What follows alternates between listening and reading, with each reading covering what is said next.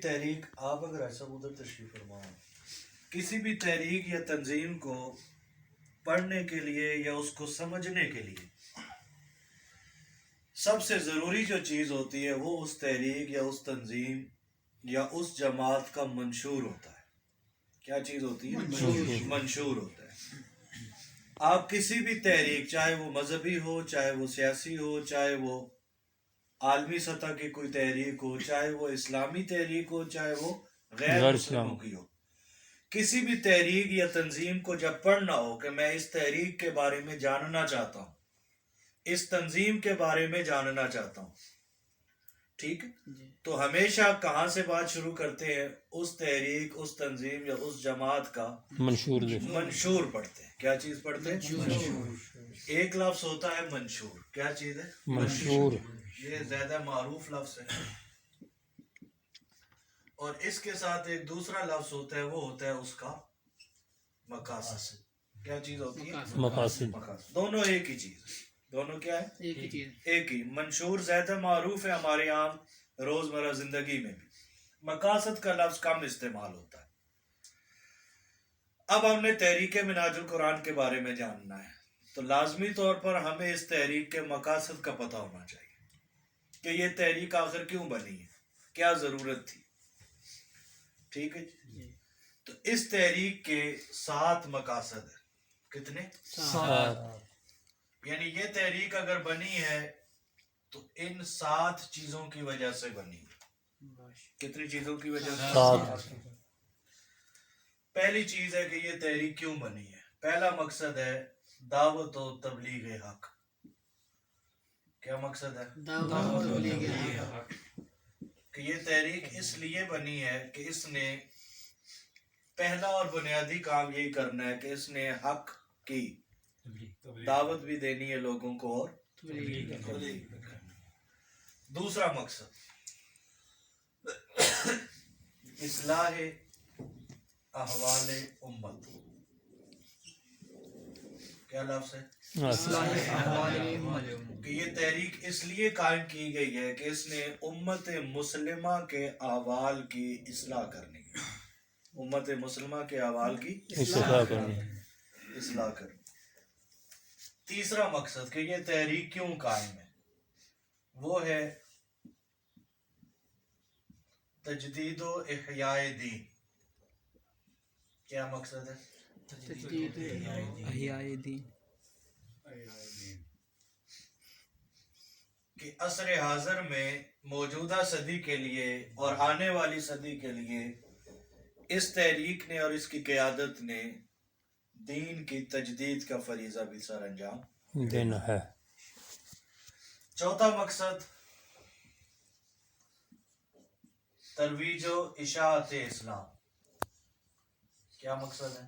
ترویج و اشاعت اسلام۔ اس لفظ کی جگہ ایک اور لفظ بھی ملتا ہے، وہ ہے اقامت کا۔ کیا ہے؟ اقامت، یعنی ترویج و اقامت اسلام، اور اب اس کو بدلا گیا اور یہ لفظ لگایا گیا ترویج و اشاعت اسلام۔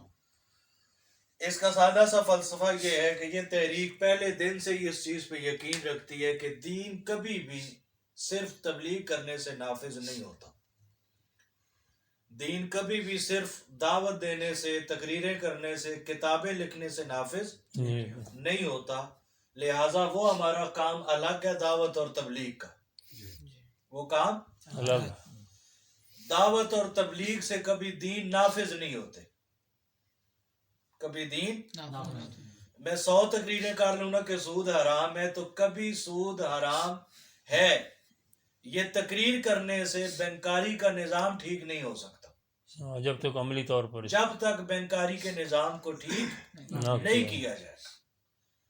میں 1,00,000 تقریریں کر لوں کہ رشوت دینا اور لینا حرام ہے، سود لینا اور دینا ٹھیک ہے، 1,00,000 دفعہ فلسفے کے طور پہ سمجھانا شروع کر دیں، اس کا فائدہ اتنا نہیں ہوگا جب تک وہ عناصر کا خاتمہ نہ کیا جائے جہاں سے رشوت لینے یا دینے پہ لوگ مجبور ہوتے ہیں۔ بات سمجھ آ رہی؟ تو لہٰذا اس تحریک نے اول دن سے ہی 2 باتوں پہ الگ الگ یقین کیا ہے کہ یہ کام بھی ہم نے کرنا ہے، لیکن اس سے ملک میں دین نافذ نہیں ہوگا، دین نافذ کرنے کے لیے الگ ہمیں کام کرنا پڑے گا، ترویج و اشاعت اسلام، کہ ہم دین کے نفاذ کے لیے جس طرح کی کوشش کرنی پڑی ہم کریں گے۔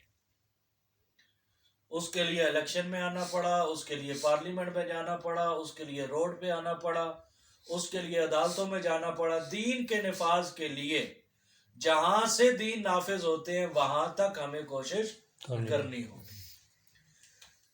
پانچویں چیز، امت میں اتحاد اور یگانگت۔ امت میں اتحاد اور یگانگت۔ پہلے دن سے ہی یہ تحریک، اس کی تاریخ گواہ ہے کہ منہاج القرآن کے سٹیج سے کسی مسلک کو کافر نہیں کہا گیا۔ منہاج القرآن کے سٹیج سے علل اعلان کسی مسلک کے نمائندوں کو کافر نہیں کہا گیا۔ پہلے دن سے ہی اس تحریک اور قائد تحریک نے اس پہ کام کیا ہے، امت میں اتحاد اور یگانگت پر کام۔ ہمارے دروازے ہر ایک کے لیے کھلے تھے، کھلے ہیں اور کھلے رہیں گے۔ آج بھی بڑے سے بڑا پروگرام بھی ہوتا ہے تو ہمارے اسٹیج پہ دیکھنے والا منظر ہوتا ہے کہ درمیان میں اگر مرکزی قیادت ہوتی ہے تو ایک طرف دیوبند بیٹھے ہوتے ہیں، ایک طرف اہل حدیث بیٹھے ہوتے ہیں، ایک طرف اہل تشیع بھی بیٹھے ہوتے ہیں۔ اتنی وسعت کسی کے ہاں نہیں ہے، اتنی وسعت کسی کے ہاں نہیں۔ اس کے لیے شیخ الاسلام صاحب نے کبھی شیعہ ہونے کا طعنہ سنا، کبھی دیوبندی ہونے کا طعنہ سنا، کبھی اہل حدیث ہونے کا طعنہ سنا۔ وجہ کہ وہ لوگ بھی آتے تھے اور شیخ الاسلام بھی ان کی طرف جاتے تھے، لیکن آج ساری دنیا کو سمجھ آ گئی کہ اس کے بغیر ہم کچھ بھی نہیں کر سکتے۔ آج ہر مسلک کے لوگوں نے یہ جھنڈا اٹھا لیا۔ ٹھیک ہو گیا نا؟ آج پاکستان میں کیا، سرکاری طور پہ کیا، نیچے فیلڈ میں بھی یہ چیز عام ہونے لگ گئی ہے۔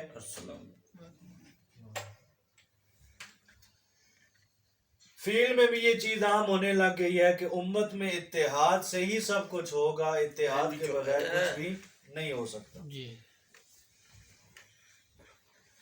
پانچویں چیز، چھٹی، وہ اس سے بھی بڑی چیز ہے، امت میں اتحاد سے بھی بڑی چیز، وہ ہے بین المذاہب رواداری۔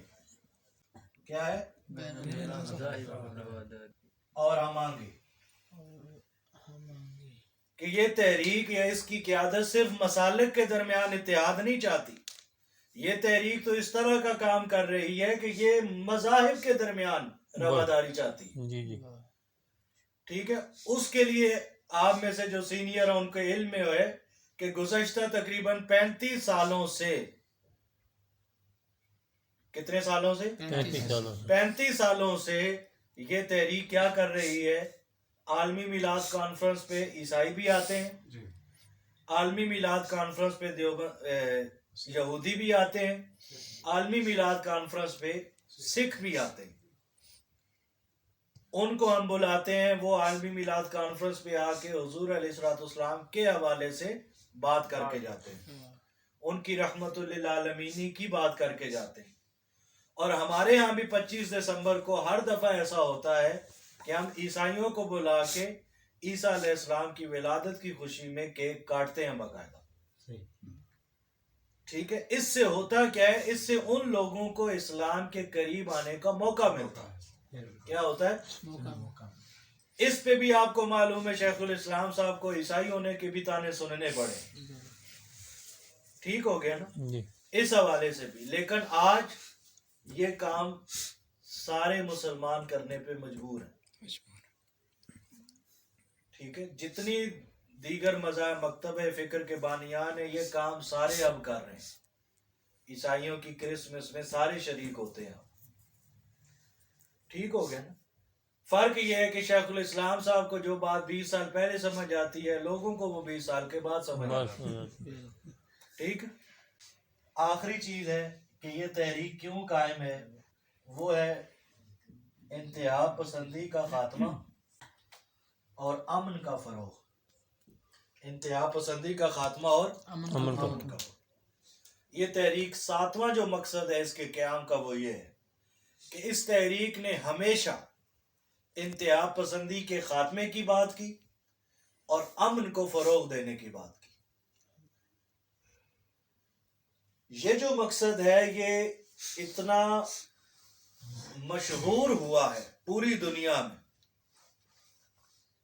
یہ جو انتہا پسندی کا خاتمہ اور امن کا فروغ ہے، اس مقصد پہ تحریک منہاج القرآن کو پوری دنیا میں ایک نمایاں شان ملی ہے، پوری دنیا میں۔ پوری دنیا یعنی جو شیخ الاسلام صاحب کی بالخصوص دہشت گردی کے خلاف جو آپ کا فتویٰ ہے، ٹھیک ہے، جی کم از کم وہ دنیا کی 12 زبانوں میں اس کا مختلف زبانوں میں ترجمہ ہو چکا ہے۔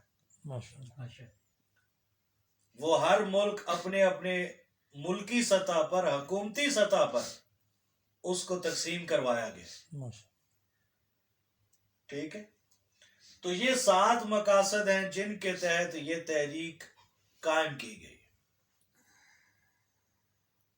یہاں تک بات کلیئر ہوئی ہے؟ اللہ جی اب ایک سٹیپ اس سے اور آگے چلتے ہیں کہ ٹھیک ہے یہ 7 مقاصد تو ہیں، تحریک نے ان مقاصد کے تحت کیا کیا ہے؟